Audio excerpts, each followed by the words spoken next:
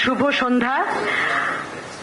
আমাদের সাথে আজকে যারা আমাদের সামনে আছেন মিডিয়ার সহকর্মীবৃন্দ, তাদেরকে আমি ধন্যবাদ জানাচ্ছি। আপনারা অনেকক্ষণ ধরে অপেক্ষা করছেন এবং আমাদের সাথে যারা সিপিডির ফেসবুক লাইভে যুক্ত হয়েছেন তাদেরকেও স্বাগত জানাচ্ছি। খুব সংক্ষিপ্ত আকারে আমরা কয়েকটা মন্তব্য করব, কারণ আপনারা জানেন যে আগামীকাল সকালে আমাদের যে এই 2025-26 অর্থ বছরের যে বাজেটটা ঘোষিত হলো তার উপরে আমরা আমাদের প্রতিক্রিয়া জানাবো, আমাদের বিশ্লেষণ তুলে ধরবো।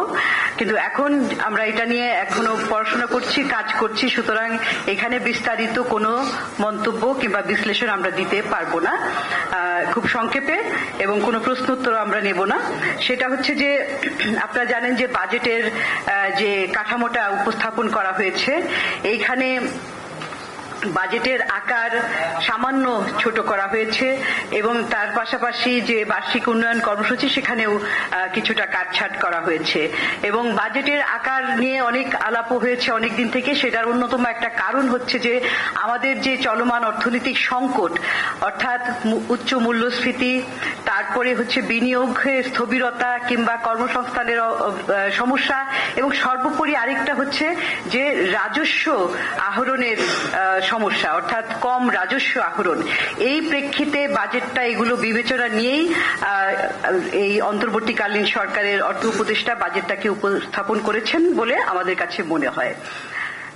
কিন্তু একদিক থেকে আবার দেখলে যে বাজেটের আকার কি খুব ছোট, সেটা যদি দেখেন যে আপনি যদি রাজস্বের দিকে তাকান, রাজস্বের গত অর্থ বছরে যে রাজস্বের লক্ষ্যমাত্রা দেওয়া হয়েছিল সেটার চাইতে কিন্তু কমিয়ে 5,18,000 কোটি টাকা রাজস্ব আহরণের লক্ষ্যমাত্রা দেওয়া হয়েছিল এবং এটাকে এখন আগামী অর্থ বছরে 5,64,000 কোটি টাকা দেওয়া হয়েছে, যেটা কিনা লক্ষ্যমাত্রাটা 8.9%। সুতরাং এটা 8.9% অর্জন করাটা, প্রবৃদ্ধি অর্জন করাটাও কিন্তু একটা আমাদের যে ট্রেন্ড দেখি গত বহু বছর থেকে, সেই ট্রেন্ড দেখলে এটাও কিন্তু অনেক একটা বড়ই উল্লঙ্ঘন বলা যায়। তো সেদিক থেকে খুব ছোট যে বলা যাবে সেটাও না।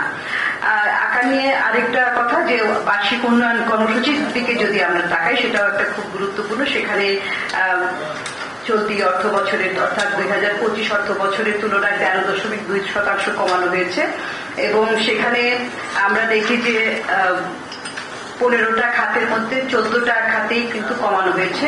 তবে এখানে একটা উল্লেখযোগ্য এবং চিন্তার বিষয় হচ্ছে যে 3টি খাত, শিক্ষা, স্বাস্থ্য এবং কৃষি, এই 3টাতে বার্ষিক উন্নয়ন কর্মসূচিতে টাকার অঙ্কে বরাদ্দ কমানো হয়েছে। সেটা আমাদের কাছে একটু উদ্বেগজনক মনে হয়, কারণ আমরা শিক্ষা, স্বাস্থ্যতে বরাদ্দের কথা বাড়ানোর কথা সবসময় বলে এসেছি এবং কৃষি খাতে বিশেষ করে খাদ্য নিরাপত্তার দিক থেকে এখানে বরাদ্দ অনেক গুরুত্বপূর্ণ। আরেকটা গুরুত্বপূর্ণ হচ্ছে লক্ষ্য, আমরা আগামীকাল বিস্তারিত আলাপ করব যে এই যে অবকাঠামোর কথা বলছি, ভৌত অবকাঠামো, বিশেষ করে যে দুটো খাত অর্থাৎ ট্রান্সপোর্ট, কমিউনিকেশন, বিদ্যুৎ, জ্বালানি, এগুলো কিন্তু বরাবরের মধ্যে উপরের দিকে আছে যুক্তিযুক্ত ভাবে।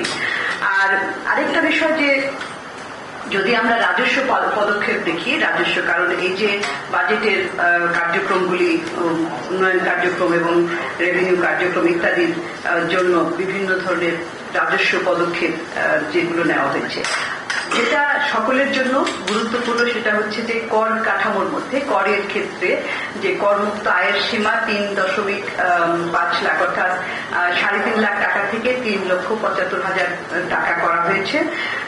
এটা একটা ভালো পদক্ষেপ, কিন্তু অনেকদিন থেকে প্রায় 3 বছরের মতো সময় ধরে মূল্যস্ফীতি কিন্তু 9% উপরে রয়েছে, 10-11% উঠে গেছে। সেদিক থেকে যে খুব একটা উল্লঙ্ঘন হয়েছে সেটা না, আমরা এটাও, তবে এটা আমরা স্বাগত জানাচ্ছি। এবং আরেকটি বিষয় হচ্ছে যে যারা জুলাই ওয়ারিয়ার হিসাবে যারা অফিসিয়ালি নামভুক্ত, তালিকাভুক্ত হয়েছে, তাদের জন্য যে করমুক্ত আয়ের সীমা 5,25,000 টাকা করা হয়েছে, সেটাও আমরা ভালো পদক্ষেপ মনে করি।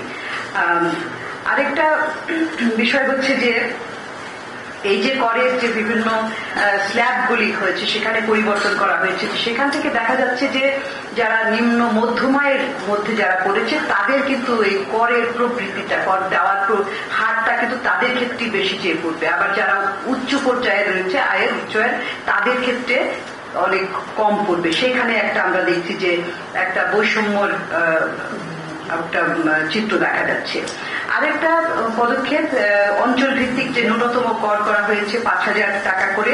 এখানে আমরা মনে করছি যে এখানে একটা ডিসপ্যারিটি, বৈষম্যর বিষয়টা রয়েছে। কারণ ঢাকা, রাজধানী ঢাকা কিংবা অন্য আরেকটি জেলায় সব জায়গায় সবাইকে এক করে দেখানো, এটা একটা কারণ। পাবলিক সার্ভিস কিংবা যে সরকারি সেবা সব জায়গায় সবাই কিন্তু সমানভাবে নেয় না, সেটা একটা পুনর্বিবেচনার সুযোগ রয়েছে বলে আমরা মনে করি।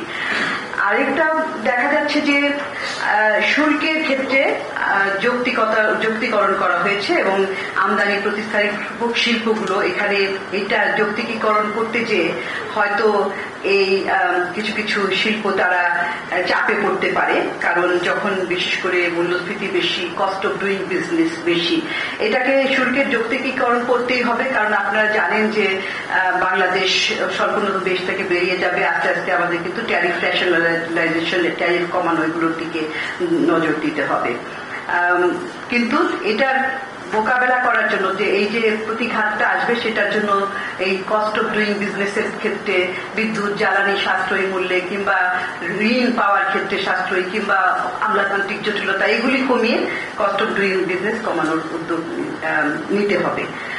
আর আরেকটা আমাদের কাছে একটু আশ্চর্য লাগছে, সেটা হচ্ছে যে এই আপনার যে medium term macroeconomic policy statement, সেইখানে লক্ষ্যমাত্রা দেওয়া আছে যে রেভিনিউ, রাজস্ব জিডিপি রেশিও, এইটা 2035 সালে, অনেক আজকে থেকে 10 বছর পর 2035 সালে 10.5% বাড়বে, এটা লক্ষ্যমাত্রা দেওয়া হয়েছে।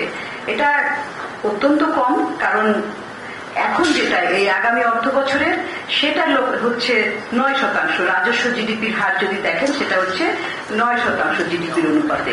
আর 10 বছর পরে যে মাত্র 1.5% বাড়বে, এটা কেমন লক্ষ্যমাত্রা? তখন তো আমরা উন্নয়নশীল দেশ হয়ে যাব। তো এইখানে আমরা দেখছি যে একটা আকাঙ্ক্ষার নিম্নগামিতা, এত কম আকাঙ্ক্ষা নিয়ে আমরা কিভাবে প্রবৃদ্ধি অর্জন করব। আরেকটা সেজন্য আমরা বলছি যে সম্পদ আহরণের ক্ষেত্রে এখানে খুব একটা আমরা অ্যাম্বিশন দেখতে পাচ্ছি না। আর কিছু কিছু খাতের কথা আমি বলেছি, শিক্ষা, স্বাস্থ্য, আর কিছু ভালো উদ্যোগ যেমন নেওয়া হয়েছে, যেমন ধরেন বিনিয়োগের ক্ষেত্রে যে ই কমার্সের সুযোগ সুবিধা এবং বিশেষ করে ই কমার্সটাকে একটা ফর্মাল সেক্টরে আনা, এখানে সেটি করের আওতায় আনার কথা, এবং বিনিয়োগের ক্ষেত্রে বিশেষ করে পাবলিক প্রাইভেট পার্টনারশিপের অধীনে যে 5,040 কোটি টাকার একটা ফান্ড গঠন করা হয়েছে, সেটা একটা ভালো পদক্ষেপ। কিন্তু আমরা মনে করি যে আগেও এই পিপিপি মডেলের উদ্যোগ নেওয়া হয়েছিল, সেগুলো কিন্তু খুব একটা আগায় না। এখানে সরকারি ক্ষেত্রে অনেক সময় দেখা যায় আমলাতান্ত্রিক জটিলতা, একটু পিছিয়ে পড়ার, প্রাইভেট সেক্টর আবার খুব দ্রুত আগাতে চায়। দুটোর মধ্যে কিন্তু প্রাইভেট সেক্টরের তালের সাথে, স্পিডের সাথে তাল মিলিয়ে চলতে হবে, এটি একটি বিষয়। আরেকটি বিষয় খেয়াল রাখতে হবে যে এটা এই অর্থটার ব্যবহার যাতে সর্বোচ্চ পর্যায়ে হয়। নারী উদ্যোক্তাদের জন্য 1,000 কোটি টাকার যে ফান্ড করা হয়েছে, সেটাও আমরা স্বাগত জানাচ্ছি। একটি বিষয় এটা খুবই আলোচিত এবং ডিবেটেড, সেটা হচ্ছে কালো টাকা। কালো টাকার একটা সুযোগটা এখানে রয়ে গেছে, যদিও এখানে রেট বাড়ানো হয়েছে। কিন্তু আমরা আগেও বলেছি কালো টাকার ব্যাপারে আমাদের অবস্থান হচ্ছে যে এই কালো টাকার সুযোগ দিয়ে কিন্তু যারা নৈতিকভাবে প্রতি বছর তারা স্বচ্ছ আয় করে স্বচ্ছতার সাথে, জবাবদিহিতার সাথে কর দিয়ে থাকেন, তাদের প্রতি একটা নৈতিক একটা আঘাত বলবো। কারণ তাদেরকে মোরালি একটা ডিসকারেজ করা হয় কিংবা মোরালি ডিমোরালাইজ করা হয়। তো এইটা দুটো জিনিস প্যারালাল চলতে পারে না, কারণ এগুলো করে কিন্তু আগে আরো ছিল যে করের হারটাও কম রাখা হতো, এখন করের হার কম বেশি রাখা হয়েছে, কিন্তু তারপরেও আমাদের প্রশ্ন রয়ে গেছে যে এটা থেকে খুব একটা হয় না, আদায় হয় না। যদি এটা থেকে সত্যিকার ভাবে আদায় করার ইচ্ছা থাকে তাহলে কিন্তু খুব ড্রাইভ দিতে হবে, খুব প্রোঅ্যাক্টিভলি পদক্ষেপ নিতে হবে যাতে কিনা সত্যিকার অর্থে এটা আদায় করা যায়, এবং এটাকে একবার দুবার সুযোগ দিয়ে চিরতরে বন্ধ করে দেওয়া উচিত। আর আরেকটি বিষয় যে উচ্চ মূল্যস্ফীতির সময়ে কর রেয়াত কিংবা করের হার কমানো বিভিন্ন জায়গা থেকে, সেটার পাশাপাশি আরেকটা বিষয় গুরুত্বপূর্ণ, সেটা হচ্ছে যে সামাজিক নিরাপত্তার কর্মসূচির আওতা এবং পরিমাণ বাড়ানো।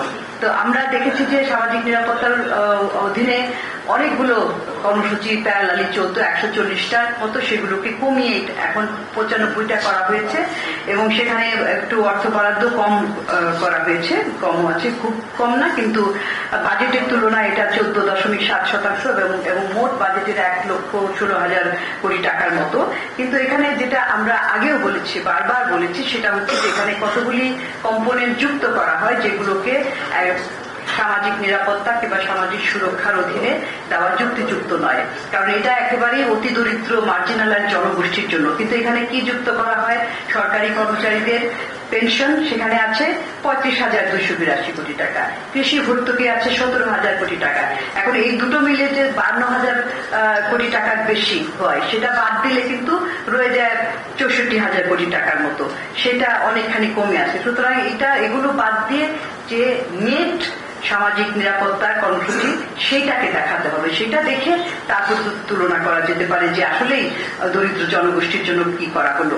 তো আমি সামগ্রিকভাবে এটাই বলতে চাই আমাদের পক্ষ থেকে যে কিছু কিছু পদক্ষেপ ভালো নেওয়া হয়েছে বিচ্ছিন্নভাবে, কিন্তু দেখা যাচ্ছে যে পুরো একটা হোলিস্টিক ভাবে কাঠামোগত পরিবর্তন সেটা লক্ষ্য করা যাচ্ছে না। মনে হচ্ছে যে একই কাঠামোর মধ্যে এখানে একটু বেশি, ওখানে একটু কম, এরকম করে নেওয়া হয়েছে এবং যে মূল বিষয়টা যে দর্শন বাজেটের, যে এখানে বৈষম্যবিহীন কথা, সমাজের কথা বলা হয়েছে, সেইটার প্রেক্ষিতে সেটা উদ্দেশ্যটার সাথে বাস্তবে যে পদক্ষেপগুলি নেওয়া হয়েছে সব ক্ষেত্রে সেটা সাযুজ্যপূর্ণ হয় নাই। আমি এতটুকুই বলছি আজকে, কালকে আবার আমরা বিস্তারিত বলবো। প্রশ্ন নিতে আপনি বলেছেন যে কালো টাকা সাদা করার দেওয়া হয়েছে, জমি এবং ক্ষেত্রে সেই কালো টাকা সাদা করে 2-1 দিয়ে এটা বন্ধ করে দেওয়া হচ্ছে। আপনার মতো 15 বছর ধরে এটা দিতে দেখেছি, এটা তাহলে বন্ধ কবে করবে? আমি বলছি যে এই যে এদের মানে এই সরকারকেই বলছি না, সরকার যে কোনো সরকার দিলে একবার দুবার তারা দিতে পারে, আমি ইন জেনারেল বলছি। তো তা ওনারা একবার দিল, আর এটা ফলাফল না পেলে বন্ধ করে দিবে আগামীবার, সেটাই বলছি, যে কোনো সরকার।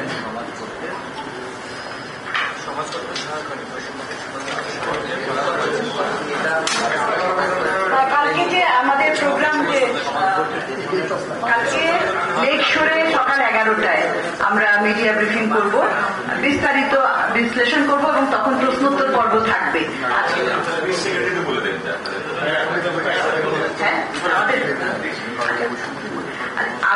আমরা বরাবরের মতোই বাজেট ঘোষণার পরের দিন, অর্থাৎ আগামীকাল 3রা জুন সকাল 11টায় লেক শোরে বাজেট বিশ্লেষণ করব সিপিডির পক্ষ থেকে। 2025-26 অর্থ বছরের যে বাজেটটা ঘোষিত হলো, সেই বাজেটটা আমরা বিশ্লেষণ করব এবং সেটা সরাসরি আবার চ্যানেল আইতেও প্রচারিত হবে, সিপিডির ফেসবুকে প্রচারিত হবে।